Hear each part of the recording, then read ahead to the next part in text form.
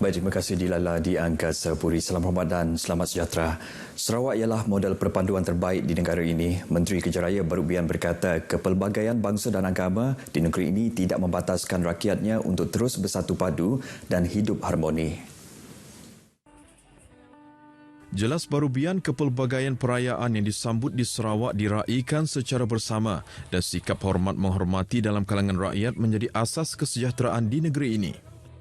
Because I think we can be said to be the model of unity and harmony in Malaysia. We have the mosque itself, yet, we are able to live together harmoniously all these years since Merdeka. And I think that is a very good testimony to be a model state within the Federation of Malaysia. And we just want to thank all our previous leaders, present leaders, and probably future leaders to be able to remind ourselves that we should strive toward unity and harmony among all people. Mengulas lanjut berhubung cabaran ekonomi sepanjang tahun ini, baru memberi reaksi berikut. Cabaran kita yang sudah dalam tahun ini ialah mengenai ekonomi kita, ya, ekonomi yang merosot. I just like to wish and pray that there will be an improved in the economy itself and the confidence of the people in the government, because of course we are doing our best to improve the lives of the people. Jelas baru apa yang lebih utama adalah mengutamakan kebajikan rakyat. Baru berkata demikian selepas merasmikan pokok Krismas setinggi 20 kaki di Terminal Bas Lawas. Aktiviti tersebut antara pengisian program sempena Carnival Christmas Lawas 2019 yang berlangsung sehingga Ahad. Carnival Christmas Lawas 2019 berjulung kalinya diadakan di Lawas sempena sambutan Christmas yang bakal tiba. Sebanyak RM100,000 kutipan dana disasarkan sempena konsert amal oleh bakat-bakat tempatan yang akan diadakan di tingkat 5 Imperial Hotel Miri pada Ahad ini.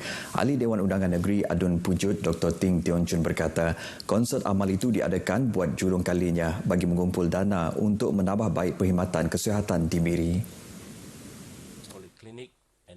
Menurut Dr. Ting Tiong Chun, penganjuran konsert tersebut amat signifikan untuk masyarakat setempat.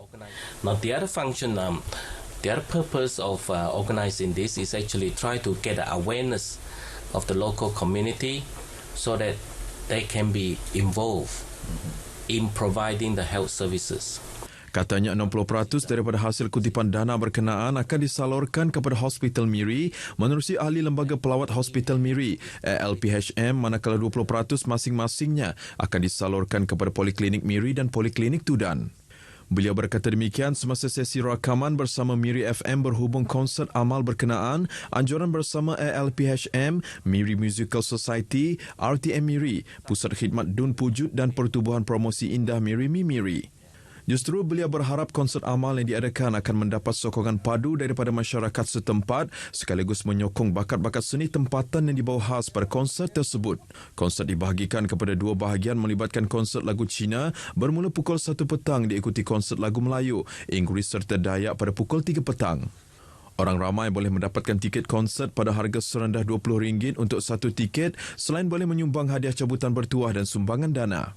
Sumbangan dana boleh disalurkan ke Pertubuhan Promosi Indah Miri Mimiri menerusi akaun bank CIMB 8009648774. Sebarang maklumat lanjut boleh menghubungi pengerusi ALPHM Peter He di talian 016-852-0666 atau Marcus di talian 019-815-8435. Dalam pada itu, Dr. Ting Tiong Chun menasihati bersempena sambutan perayaan Hari Krismas yang bakal diraikan tidak lama lagi.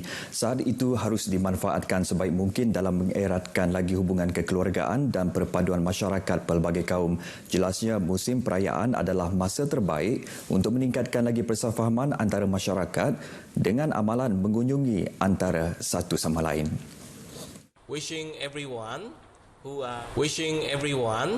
who are Christian in Sarawak to have a very happy, Merry Christmas and a very safe festive season. Hopefully through this sort of festive season that we can tie closer among the different community, among different religious belief.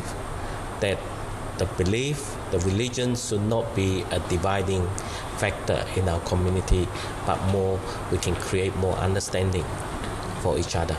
Dr. Ting menyatakan demikian kepada pemberita selepas sesi rakaman konsert amal di Miri FM di Miri. Beliau turut mengingatkan orang ramai yang pulang ke kampung halaman supaya menitik beratkan aspek keselamatan berikutan musim hujan yang tidak menentu ketika ini. Pembangunan aplikasi teknologi diseru supaya memenuhi keperluan pasaran yang bersesuaian. Ketua Menteri Datuk Patinggi Abang Johari Tun Aw Peng mengambil contoh seperti pasaran strategik negara Singapura. Datuk Patinggi Abang Johari menambah Singapura merupakan negara yang berpengaruh dalam penetapan piawaian bagi satu-satu aplikasi atau teknologi. Oleh itu, hasil produk para pembangun aplikasi teknologi perlulah mencapai piawaian negara seperti Singapura agar potensi produk tersebut menembusi pasaran yang lain lebih tinggi.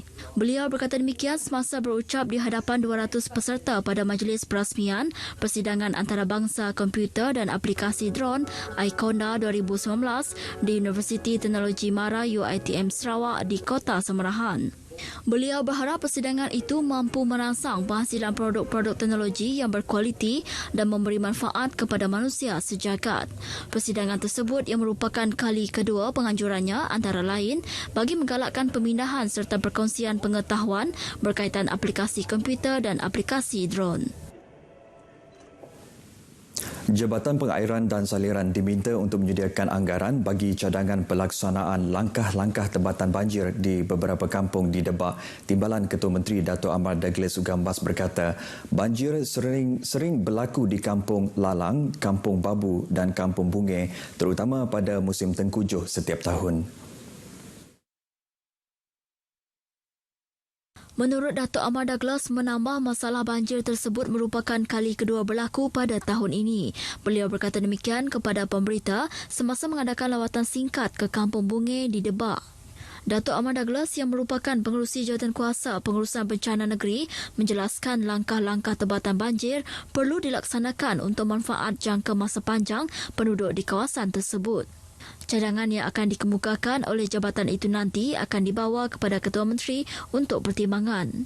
Sementara itu, Pegawai Jabatan Pengairan dan Saliran Bahagian Betong Bartolomeo Emily Ayu dalam talimatnya kepada Dato' Amar Douglas menganggarkan 614 keluarga terjejas akibat dari banjir yang berlaku.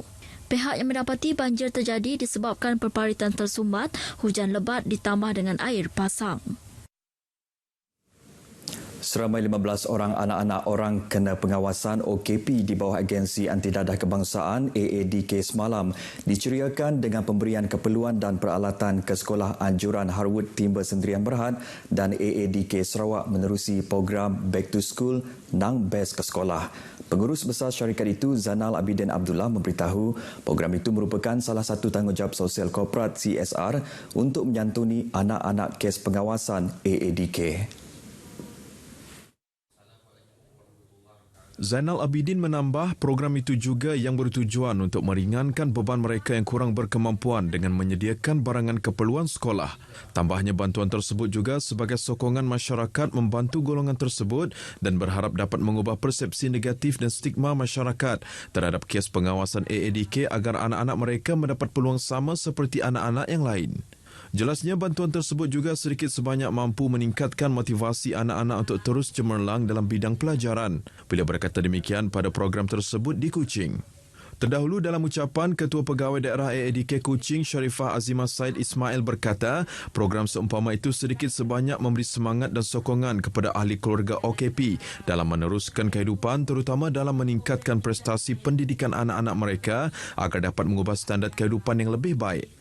Tambahnya, proses pemulihan OKP memerlukan sokongan padu termasuk masyarakat agar mereka tidak merasa terpinggir dan beliau juga berharap kerjasama daripada pihak korporat dan badan bukan kerajaan NGO dapat diteruskan. Bulan Disember setiap tahun menyaksikan pergerakan lalu lintas di sepanjang laluan Pen Borneo lebih sibuk dari biasa kerana waktu inilah musim cuti sekolah dan menjelang sambutan Christmas yang tinggal beberapa hari sahaja lagi. Walaupun akur dengan keadaan jalan raya ketika ini yang sedang dalam pembinaan, pengguna tetap berharap pihak kontraktor lebih bertanggungjawab untuk segera membaiki jalan yang rosak. Walau bagaimanapun, Residen Bahagian Sri Aman yang juga pengerusi Majlis Keselamatan Jalan Raya Bahagian, Indit Bangai, tetap mahu pengguna lebih berhati-hati untuk mengelak sebarang insiden tidak diingini berlaku. Pengguna perlulah lebih berhati-hati lah sebab keadaan jalan raya ini sememangnya tidak membenarkan kita memandu laju dan perlu akur kepada measures keselamatan yang telah ditetapkan khususnya oleh LBU dan juga contractors LBU di dalam pembinaan POS Borneo inilah. Bagi pengguna jalan raya, keadaan jalan yang banyak berlubang amat merimaskan, terutamanya untuk pemanduan bagi perjalanan yang jauh. Sebab saya ni bekerja di Bintulu, jadi saya balik ke Kuching. Memang jalan dari Bintulu ke Sibu yang paling teruk. Jadi Bintulu. Bintulu Sibu? Ya, Bintulu Sibu. Itu bahagian sangat teruk. Bahagian yang lain kira okey lah. Dan bahagian Kuching ke Sri Aman sini pun dah dikira agak baik juga. Mau dapat jangan beki lah. Pola bagus laju sikit lah. Tampal pun alit. Bab tampal dia bagi Hamid ada kualiti. Bab hari kini tu selalu hujan. Jalan tu nak saya dipakai. Jadi mungkin bila kena tayar tu bumping kereta tu memangnya akan sambil balik lah. Pihak kontraktor Pen Borneo bagi jajaran Pantuk Batang Sekerang pula memberi komitmen bahawa mereka sentiasa memantau keadaan dan akan membaiki mana-mana jalan raya yang rosak. Mereka juga mempunyai pasukan peronda kecemasan yang akan memberi maklum balas dan bertindak secepat mungkin jika berlaku sebarang masalah di sepanjang laluan berkenaan. We have a Facebook site and we get a lot of feedbacks. And we respond to it quite very fast. Sometimes immediate. We have a special team at HQ level in the Kuching which handle the whole Pen Borneo project complaints, and they take the immediate measures. And sometimes we contact the complainers and we respond through Facebook. Sometimes even we contact them directly to resolve their issues. Baik, sekian dahulu sumbangan berita dari Sarawak untuk N7 pagi ini. Kembali bersama Dilaila di Angkasa Puri. Silakan.